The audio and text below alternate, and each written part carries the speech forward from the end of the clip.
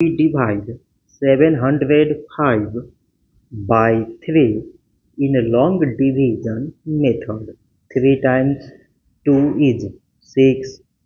On subtracting, we get 1.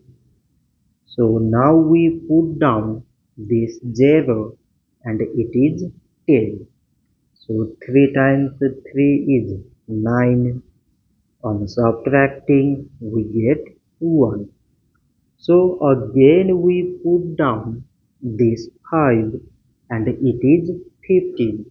So 3 times 5 is 15. On subtracting we get 0. So 705 divided by 3 is 235. So this much for today and thanks for watching.